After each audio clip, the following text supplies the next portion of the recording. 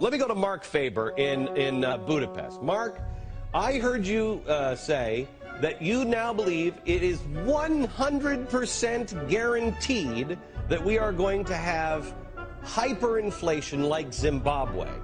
Yes, that's correct. And if we destroy our currency, which is what the Obama plan might do, if we have hyperinflation, it's not going to matter how much money we have because we're not going to be able to buy anything with it. Well, Adrian, when you print gigantic amounts of money and you flood the world with money throughout history, that has led to inflation. If you're worried about $4 a gallon of gasoline, you better worry about an $8 a gallon of gasoline. The problem is we have a printing press. We can pay our debts by printing money.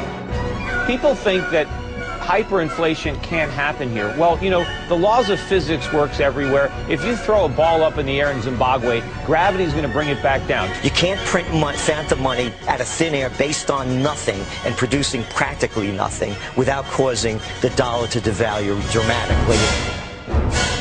That's not deflation, that's temporary. Quantitative easing is inflation. But they're going to blow us all up. So my question to you is, will you tell the American people to whom you lent $2.2 trillion of their dollars, will you tell us who got that money and what the terms are of those agreements? No.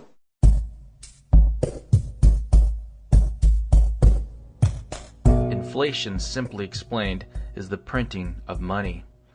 Inflation is the value of the money in your pocket going down, while prices all around you rise.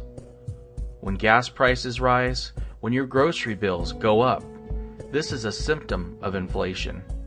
The Federal Reserve is printing money out of thin air every day. If you have money in the bank, that money is decreasing in value. In other words, we should all be worried about inflation, because it affects the prices of everything you use on a daily basis. There have been good men warning us for years about inflation. Jim Rogers, Peter Schiff, Mark Faber, Ron Paul, and many others. They have spoken about the uncontrollable spending that will lead to the total collapse of the United States. And then there have been those in power who have ignored the warnings. George W. Bush, Ben Bernanke, Timothy Geithner, Barack Obama, Nancy Pelosi, and all of Congress. We will show you how these individuals, through stimulus plans, bailouts, low interest rates, and the ever-expanding balance sheet of the Federal Reserve, will lead to the destruction of the U.S. currency. We owe the world probably as much, if not more, than Germany owed, only we didn't incur this debt fighting a war. We incurred it remodeling our houses and buying cars and television sets and iPods and all these little gadgets that we didn't need, and now we owe the world trillions, and we're reaching for the printing press to pay it back. Never before in world history were people able to buy houses with no money down. Many people bought 4 or 5 houses with no money down and no job. And then they did it with cars and student loans and credit card loans. You think we just say, well, that's too bad, we're going to start over, nobody loses his job? Be realistic. We have to realize that the monetary base, the liquidity was doubled in a few short months. To me, there's a lot of inflation out there. It's already inflated. We're in the midst of inflation. Because the prices haven't gone up doesn't mean we don't have the distortion. And it was that system that gave us the financial bubble, the artificially low interest rates, the malinvestment, all the mistakes made, and now we're trying to correct all that by doing the very, very same thing. This system that we've had since 1971 is non-viable, and it's coming to an end. That's what this whole story is about. Bush's $152 billion Economic Stimulus Act of 2008 sent $300 to $600 checks to individuals and $600 to $1,200 checks to married couples. When the checks started to arrive, oil prices surged to $147 per barrel. Americans needed the checks just to buy gas. Obama is taking Bush's mistakes and making them bigger. While Bush's stimulus was a direct injection of inflation, Obama's will take a while to work its way through the system, as pork projects will take years to be completed, but the long-term effects will be many times worse.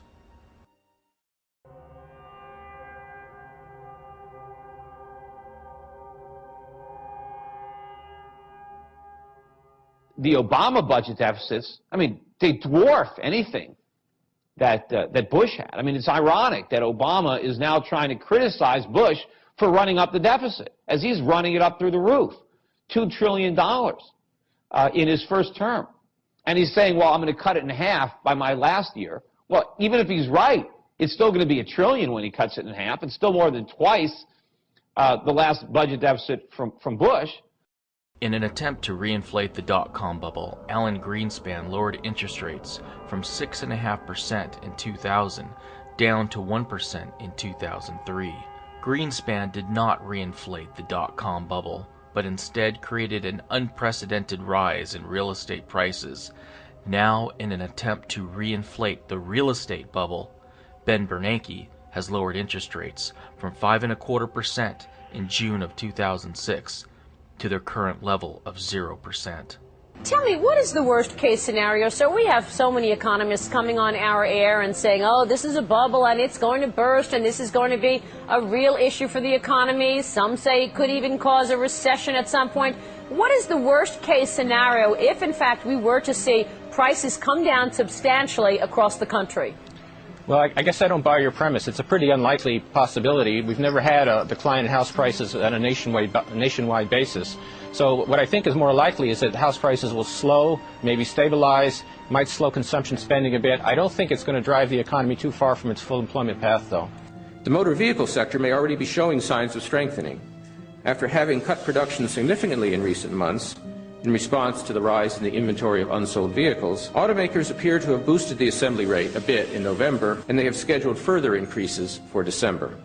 There's not much indication at this point that subprime mortgage issues have spread into the broader mortgage market, which still seems to be healthy, and the lending side of that still seems to be healthy. I'm hopeful that, and I'm confident, in fact, that the bank regulators will pay close attention to the kinds of loans that are being made.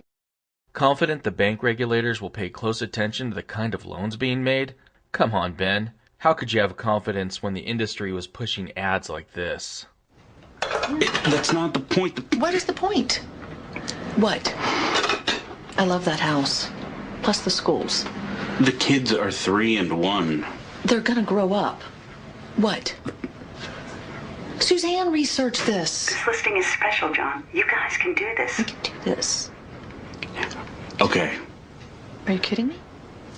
This is awesome. See the size of that garage? Yes. Oh, that's great. Now let me get to work. And it wasn't just Ben Bernanke's incompetence. Congress did its part too.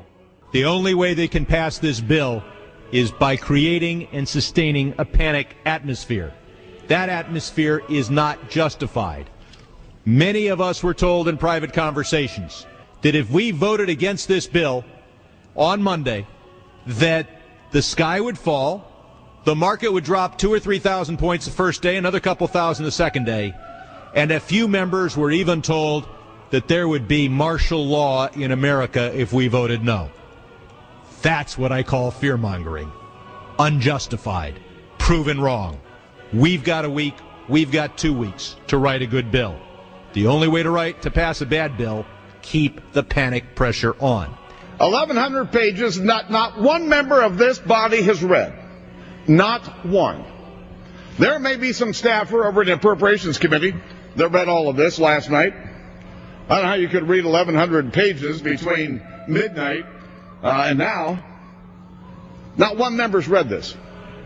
What happened to the promise that we're going to let the American people see what's in this bill for 48 hours? But nope, we don't have time to do that.